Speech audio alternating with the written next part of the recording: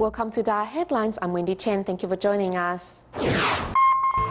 Coming up in today's show, we find out why Tzu Chi volunteers in the Philippines are always able to respond immediately to disasters.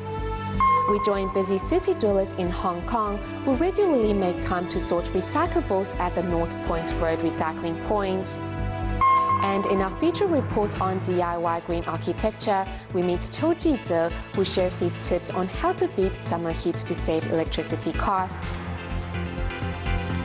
First up in the Philippines in early August, torrential rain struck Manila, causing massive flooding. Tzu Chi volunteers immediately prepared hot meals for flood victims and surveyed the disaster areas to conduct future aid distributions. Thanks to the systematic management of aid supplies in the Philippines Tzu Chi grounds, the flood victims received daily necessities and rice without delay. In addition, the heavy machine used to clean up after Typhoon Katsana in 2009 were all donated to Tzu Chi. This time, the machines continue to help clean up the roads in Marikina City. Every time a flood recedes, cleaning up mud and garbage becomes a priority. After Typhoon Katsana struck in 2009, the Philippines Tzu Chi chapter received a donation of heavy machines to deal with disasters. Helping the victims are basic aid supplies. We often hear of fires happening in poor areas, and typhoons strike every year in the Philippines.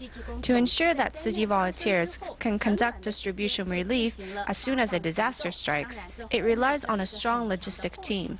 Here, we are in Tzu Chi's warehouse, which stores relief items. On the shelf are straw mats, pots, and the tableware, and stacks of 10-kilo bags of rice. All well organized. Sometimes Tzu Chi volunteers also need to manage donated foods. We will check if the donated foods are about to expire. Once they are 3 to 4 months from expiration, we will distribute them as soon as possible. We only take vegetarian foods. At the Philippines Tzu Chi grounds, work relief participants are routinely packing up clothes, 8 pieces in one bag. The pack includes pants, t-shirts, and skirts. As for children, sometimes they will get 3 to 5 pieces of clothes. Work relief participants will work 2 days every week to pack the bags. To ensure at least 2,000 bags are present in the warehouse, the bags can also be used more than once. We don't use plastic bags since we are doing recycling. You see, we use cast-off clothing to make the bags, no matter what the pattern or color. When we pack them, we stack up the clothing piece by piece. It's very organized and convenient for the receivers. When the disaster strikes, Tzu Chi is on the front line to provide timely assistance, which starts from its efficient management and good use of warehouse space. In China, the 7.21 floods caused severe destruction in both Beijing and Luzhou of Sichuan province.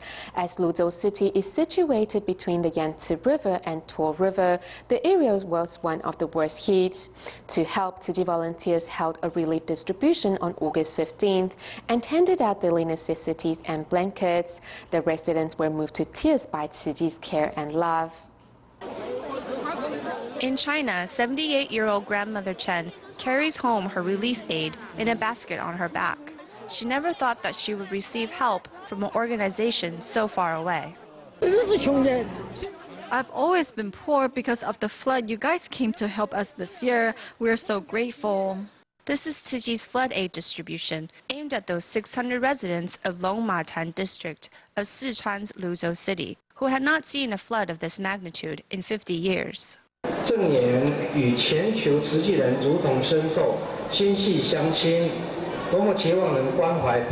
After reading Master Zheng letter to the flood victims, Tzu Chi volunteers start to distribute relief items at Xia Elementary School. The aid distribution attracted the notice of the local media as well.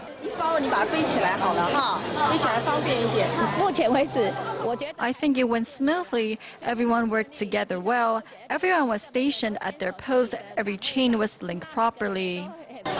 Though humid and hot, volunteers still respectfully hand each item over to the residents.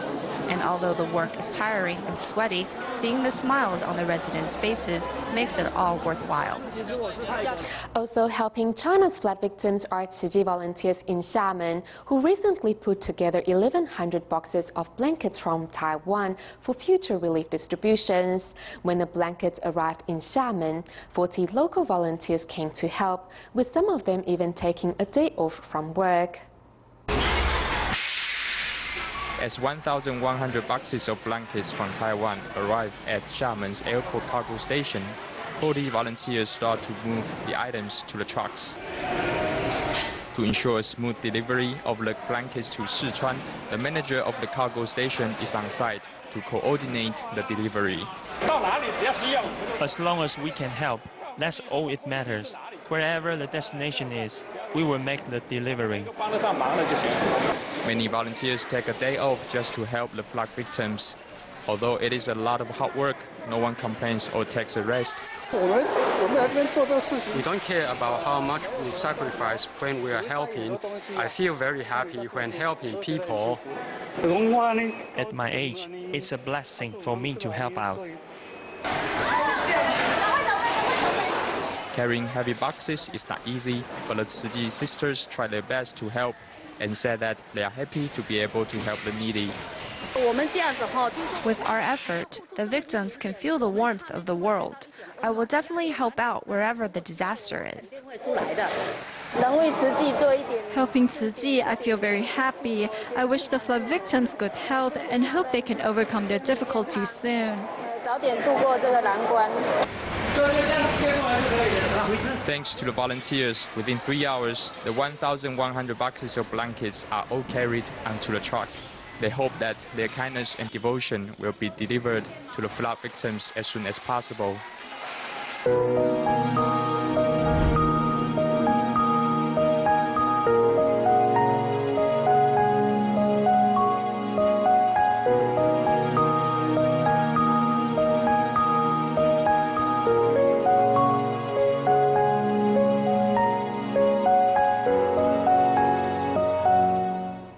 North Point Road in the North Point district of Hong Kong is one street that still preserves some of the scenes from the past. One of the intersecting streets of North Point Road is Chun Yung Street, where Tzu Chi has set up a recycling point. Here one sees many foreign domestic workers sorting recyclables with Tzu Chi volunteers during their day offs.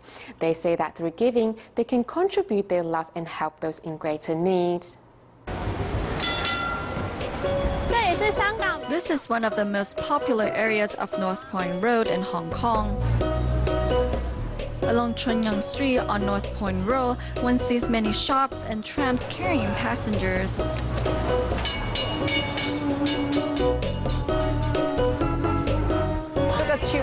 I have been living around this area for more than 30 years, since I was married in 1975. I don't know how to do other things, but I thought recycling is something I can do, so I want to help out. At the North Point Road recycling location, other than Tzu Chi volunteers recycling, one can also see many foreign domestic workers helping out too. Today is my day off, so I came here to volunteer. Through volunteering, I want to help those in need too. 29-year-old Uni was born without her left eyeball, and her family couldn't afford her medical expenses. She left her home country for Hong Kong to make a better living. It also reminded her how hopelessly she once was. I have been through hardship too. It touches my heart when I see others suffering. I don't have money or materials to give, but I can contribute my strength to help the needy.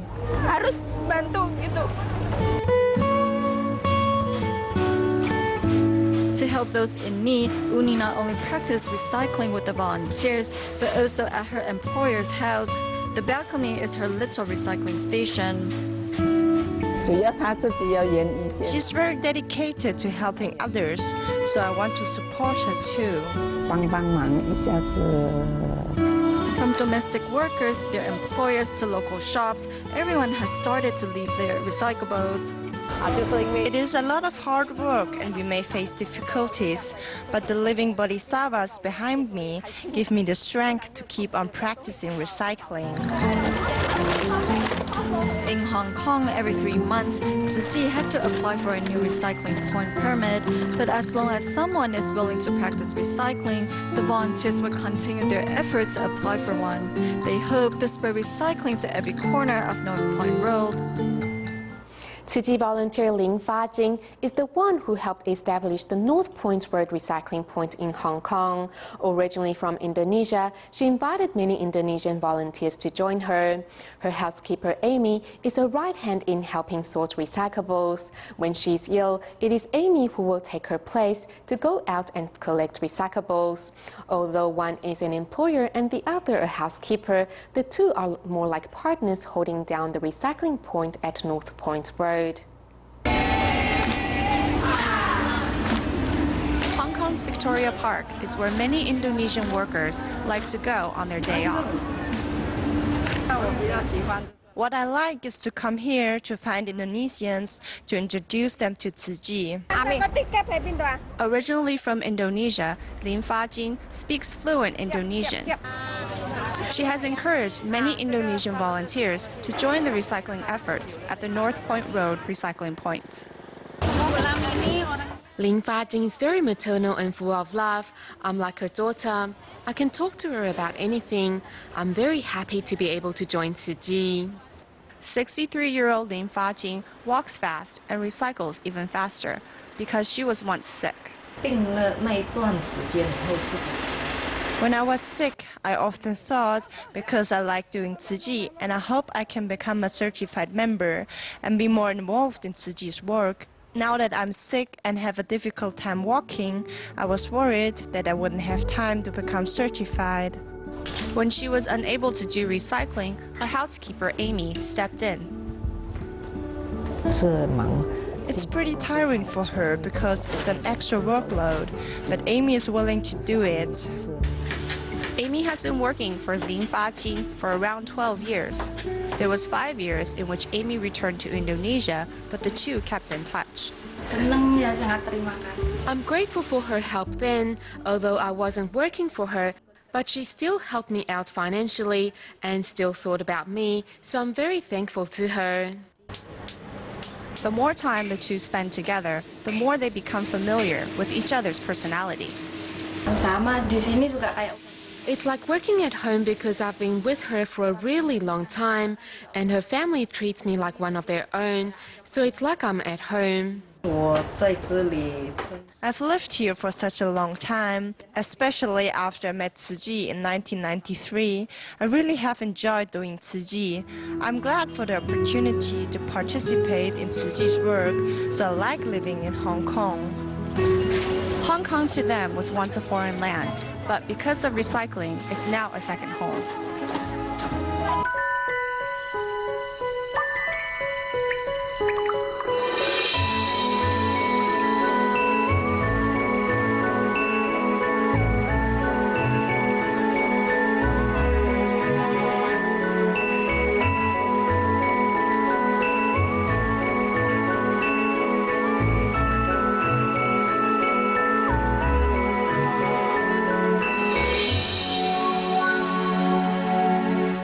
Taiwan's older buildings were built facing west, which means that they get the hot afternoon sun. In summer, this can be intolerable as heat quickly builds up in the apartment as the sun hits the walls and windows. All this heat means a lot of work for aircon units. However, GCHA chairman Chou Ji-ze has come up with some unique ways to beat the heat and ensure that your electricity bills stays down. The sun turns this concrete apartment building into an oven. Although some might try to find an escape from the heat in their homes, for those apartments facing west, there's no escaping the blazing summer sun. You can see how strong the sun is when it is in its westernmost position. It is worse when it shines directly in. Not only does Cho Ji-ze's apartment face west, but it is also located below the roof, which only adds to the heat absorbed. For most, this apartment would be unlivable, but as an expert on green architecture, Cho has some tricks up his sleeve.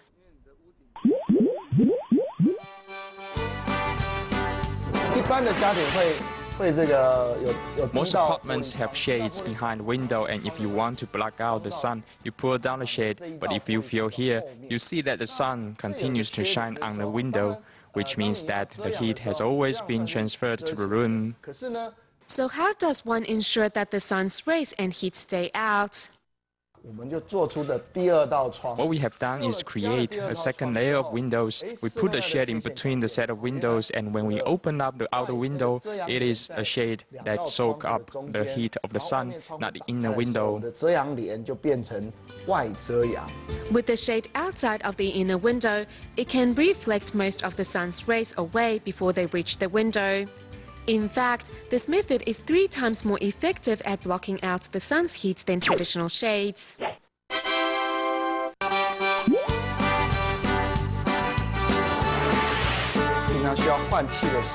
Concerning airflow, the air comes in through the vents in the living room and study, the most often used rooms in the apartment, and then goes out the less frequently used areas, such as the hallway, before exiting in the kitchen or bathroom, because here there's more moisture in the air with the sink, and also grease and oil smells. They should exit here instead of flowing into other areas of the apartment.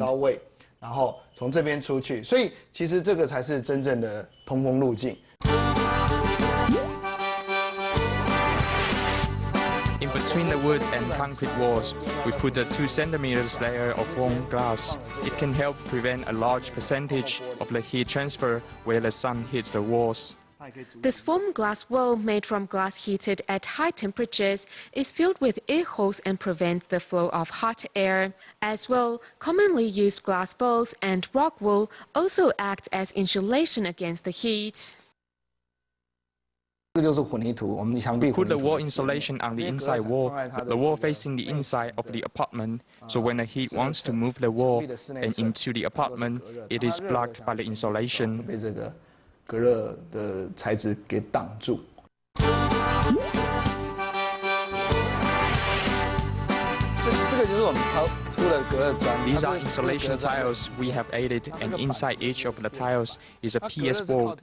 Right now, the sun is not that strong. It is only 69 degrees. Sometimes I've seen it reach 80. If we measure the temperature on the concrete tiles underneath, it is 39 degrees. Our bedroom is underneath these tiles. After putting these insulation tiles on the roof, over the night we barely use 1 unit, so we are conserving 75%. It is best to keep the bathroom door closed because inside the bathroom is a toilet which has water in it. As well, after taking a shower, the moisture in the bathroom will distribute itself and make the apartment more humid, so you will feel hot. But what you are feeling is not higher temperature, but higher humidity. So what does the expert recommend? If one can keep a fan going during the day to keep out the airflow of drier air from the outside, the humidity in the apartment will drop, and you won't need to use your aircon unit so much. Of course, the question is if this will use a lot of electricity. This fan is only 4 watts. Before, it was 25 watts. But even then, operating a 25-watt fan 24 hours a day, the yearly bill was only around $20. That means with just $20 a year, one can reduce significantly the use of air conditioning and, of course, the cost that goes with it. Just another example of how saving money and electricity is both simple and easy when you go green. Yesterday we learned about the red brick kilns of Taiwan's Zhanghua. Today we are learning about the related industry of coal briquettes in Nantou's Caotun. In the old days, most people used coal in their kitchens for cooking or boiling hot water. However, with the convenience of gas, the need for coal briquettes has slowly declined. In our feature report on the island's fading industries, we meet Hu Shouhu, who is over 70 years of age and is determined to preserve the trade. Putting the mixture of soil into the blender, then adding cinders. Within a few minutes' time, the two ingredients are combined together.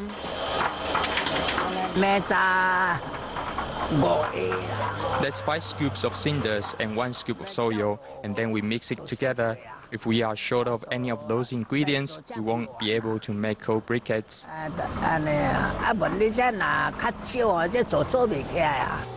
To ensure enough moisture in the blended ingredients, coal-making master Hu Shouhu next kneads the mixture with his bare hands before putting them inside the molding machine to produce coal briquettes. These blended coal briquettes are not detrimental to human bodies. 1 briquette takes 6 hours to burn down.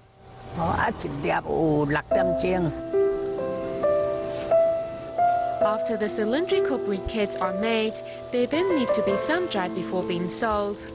We need to let it sun dry for a week, and only in good weather. If not, even a month won't do. If that's the case, we won't have food on the table because we can't sell any briquettes. Coal briquettes used to be an important cooking tool in the past. However, with the increased use of gas, the need for coal slowly declined. Despite the drop in his business, Hu Shouhu continues to work. In the old days, if a bowl of noodles was 10 cents, my briquette would be $1. If it was $2, mine would be sold for $2. Only when we are genuine will our business last longer.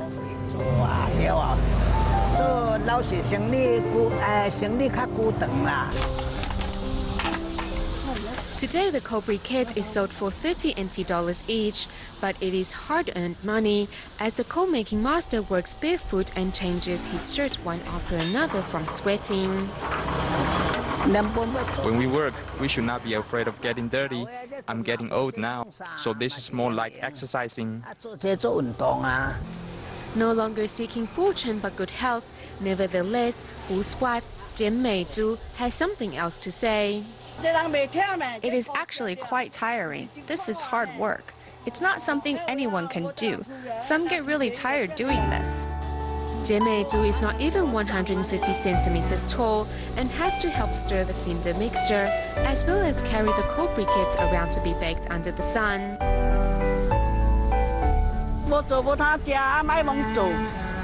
If we don't work, we won't make any money to pay the bills. So we still have to do what we can. This is life. Though getting old, the couple is determined to continue working for as long as they can. The thousands of coal briquettes in their warehouse is a testament to the rise and fall of the industry. When the brick kilns were still running, they would get coal briquettes from me. After the 9/21 earthquake, houses were built in concrete and metal frames, so the brick kiln factories disappeared, and so has our trade. Worried that the trade will fade away one day, Hu shows DaAi TV reporters his plans. These are all cinders which I purchased. I spent quite a bit of money in buying them. In the eyes of Hu Shouhu, the piles of cinders and soil are not only his years of hard work, but also represent his hope to preserve the industry. At the end of our program today, we stay in Taiwan, but go to Miaoli's Toufen, where the local recycling station offers basic computing classes for senior residents in the community. The weekly lesson not only keeps elderly people and volunteers busy, but also gives these old computers a second lease of life. We'll leave you with these images. Thank you for tuning in. Goodbye.